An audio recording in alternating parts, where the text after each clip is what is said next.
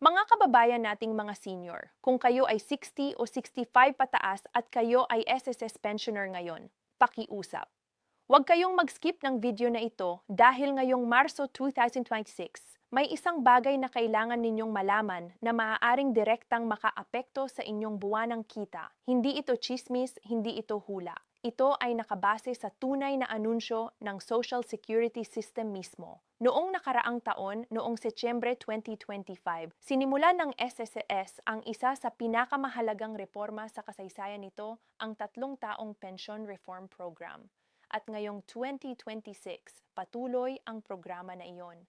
Ang ibig sabihin nito, mas mataas na pensyon para sa milyon-milyong Pilipino. Pero nakakalungkot na marami sa ating mga lolo at lola ay hindi pa alam kung magkano talaga ang dagdag nila, kung kailan ipapadala ang pera, at kung may mga benepisyo pang nahuhuli ang pagkuha nila. Kaya ngayon, magsasalita tayo ng malinaw.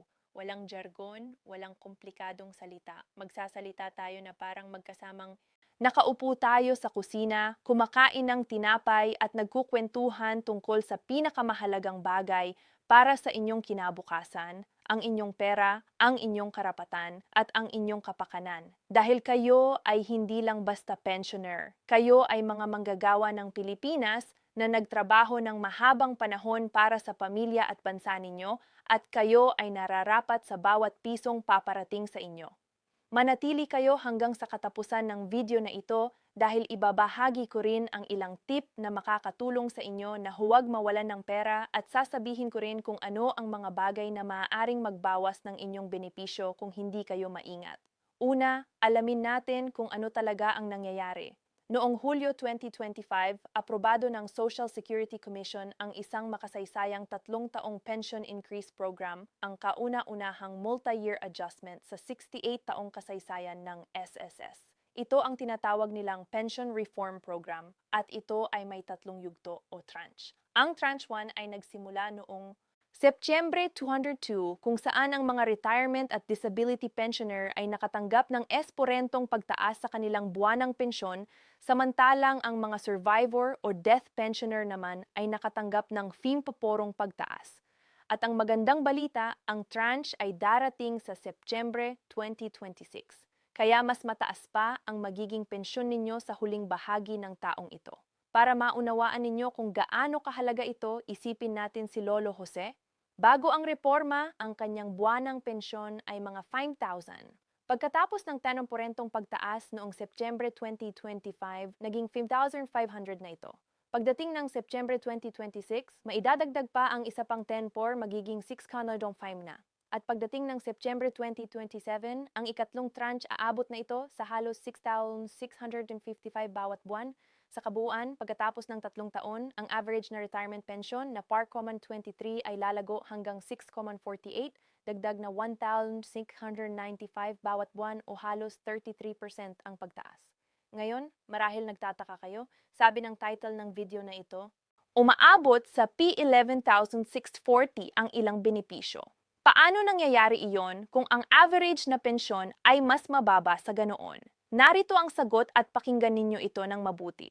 Ang PON 1040 ay hindi lang basta buwan ng pensyon.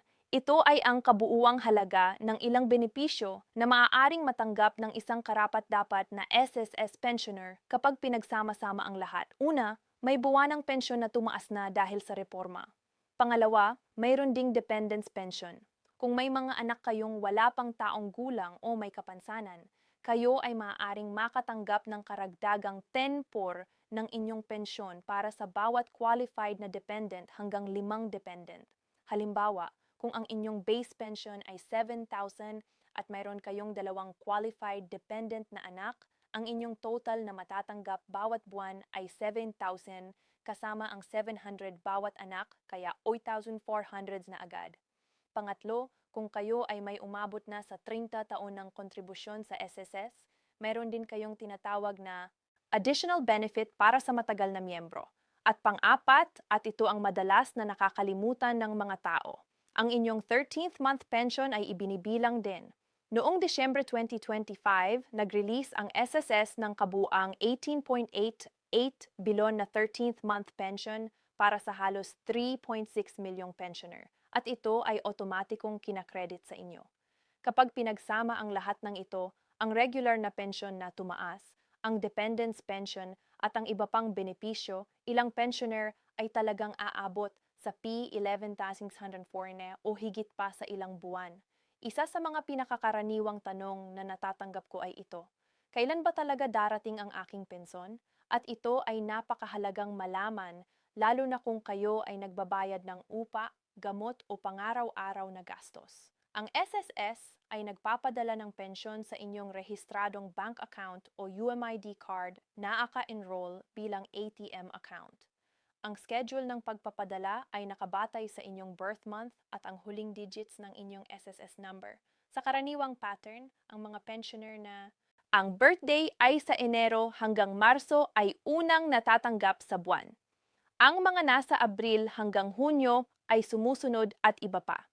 Pero ang pinakamahalagang bagay na dapat ninyong gawin ay i-check ang inyong may SSS account online para makita ang eksaktong petsa ng inyong susunod na kredito. Kung hindi pa kayo nag-sign up sa MySS portal, pakiusap, gawin ninyo ito ngayon. Pwede kayong humingi ng tulong sa inyong anak o apo para mag-register. Pumunta sa sss.gov.ph.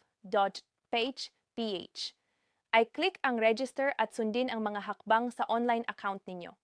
Makikita ninyo ang inyong contribution history, ang halaga ng inyong pensyon at ang mga petsa ng pagpapadala ng pera. And kung ang inyong pera ay hindi dumarating sa takdang araw, huwag magpanik. Ang unang hakbang ay tingnan ang inyong bank account o UID card. Kung wala pa rin pagkaraan ng 3 hanggang 5 araw ng negosyo, makipag-ugnayan sa SSS hotline sa numerong 455. Pwede ring mag-email sa usaptayos.gov.ph.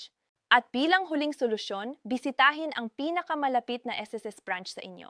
Ngayon, pag-usapan natin ang isang bagay na madalas na hindi alam ng mga pensioner, ang mga nakatagong benepisyo na maaaring hindi pa ninyo kinukuha.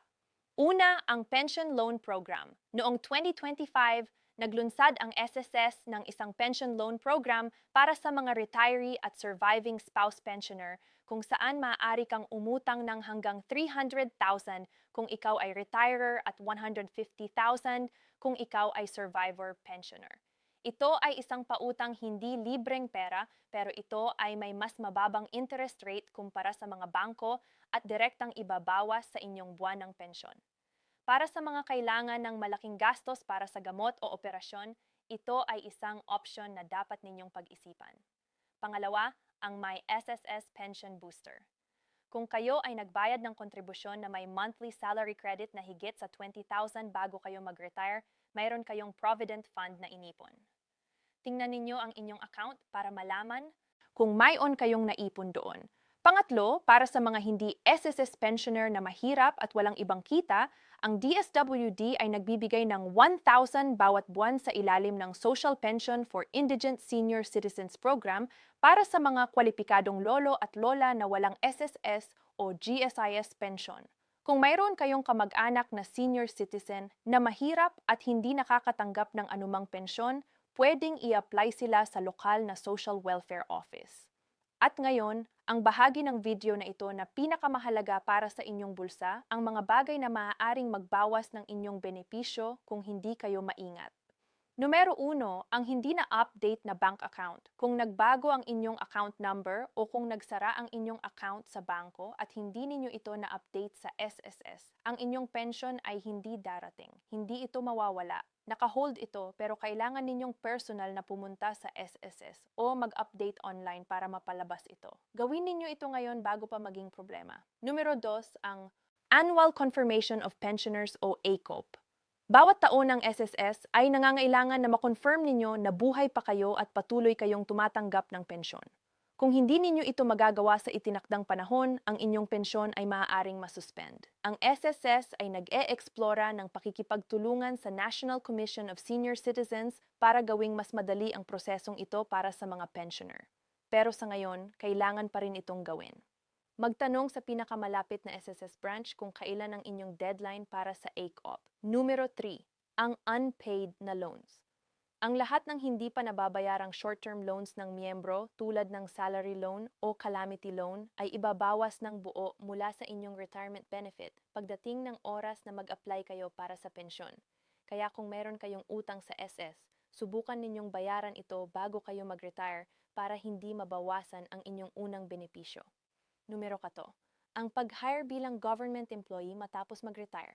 Marami ang hindi alam ito kung kayo ay SSS retire at naging government employee pagkaraan. Maaaring maapektuhan ang inyong benepisyo. Kumonsulta sa SSS bago tumanggap ng trabaho pagkatapos ng retirement. Sige, pag-usapan naman natin ang mga practical na tip para mapakinabangan ninyo ang bawat piso ng inyong pensyon. Una, i-maximize ang inyong dependents pension. Kung mayon kayong mga qualified dependent, siguraduhin na nakarehistro ang mga ito sa SSS. Maraming pensioner ang hindi alam na kaya palang dagdagan ang kanilang buwanang kita sa pamamagitan ng dependence allowance. Pangalawa, kung kayo ay may pagpipilian kung kaano kayong mag-retire, isipin ito ng mabuti. Mayroon ding option na matanggap ang unang o tino na buwanang pensyon sa isang lump sum may diskwento sa isang espesyal na interest rate. Para sa ilang pensyoner na may agarang pangangailangan sa malaking halaga ng pera tulad ng para sa bahay, negosyo o medikal na gastos, ito ay maaaring maging kapakipakinabang. Pero para sa karamihan, mas mainam ang buwanan para hindi maubos ang pera ng mabilis. Pangatlo, pag-isipan kung paano gagamitin ang inyong pensyon ng matalino. Hindi ko sinasabi na mag-invest kayo sa mga riskosong bagay. Ang pinakasimple at pinakaligtas na paraan ay ang maglagay ng bahagi ng inyong pensyon sa regular na ipon sa bangko para sa emerensya at gamitin ang natitira para sa mga regular na gastos. Ang inyong pensyon ay panghabang buhay, kaya pahalagahan ninyo ito. Mga kababayan, bago tayo magtapos, nais kong ibod ang lahat ng ating pinag-usapan ngayon. Ang SS Pension Reform Program ay isang makasaysayang 3 taong programa na nagbibigay ng 10 porong pagtaas para sa retirement at disability pensioner at 5% para sa survivor pensioner simula Setyembre 2025 hanggang Yembre 2027. Ang Tranche 1 ay naisakatuparan na. Ang tranche ay darating ngayong Setyembre 2026. Sa pagtatapos ng programa, ang kabuuang pagtaas para sa retirement pensioner ay magiging 33%. Malaking pagbabago para sa inyong buhay. Para sa inyong Marso 2026 na pension, tiyakin na updated ang inyong bank account sa SSS. Mag-login sa inyong My SSS account para makita ang eksaktong petsa ng kredito. Siguraduhin na natutupad ninyo ang inyong ACOP at kung may mga utang kayo sa SSS, planuhin ang pagbabayad nito. Huwag kayong mahiyang humingi ng tulong sa inyong mga anak o apo para sa mga online na gawain. Ang inyong pensyon ay ang bunga ng inyong pagsusumikap sa loob ng maraming taon at karapat-dapat kayong matanggap ang bawat pisong ito ng buo at sa tamang oras. Kung nakatulong sa inyo ang video na ito, pakiusap ibahagi ito sa inyong mga kapwa senior sa inyong grupo sa Facebook o sa inyong kapitbahay. Baka may lolo o lola kayo na hindi pa alam ang mga update na ito. Ang pagbabahagi ng video ay maaaring malaking tulong sa kanila. Mag-iwan din kayo ng komento sa ibaba kung may katanungan kayo. Sasagutin ko ang bawat isa sa inyo. At kung gusto ninyong makakita ng mas maraming video tungkol sa SSS, GSIs at iba pang benepisyo para sa ating mga senior, mag-subscribe na kayo at i-click ang notification bell para hindi kayo makaligtaan sa susunod na mahalagang update. Salamat sa inyong panonood. Ingatan ninyo ang inyong sarili at ang inyong pamilya at tandaan ang inyong pensyon ay ang inyong karapatan at kami ay nandito para tiyakin na matatanggap ninyo ito ng buo.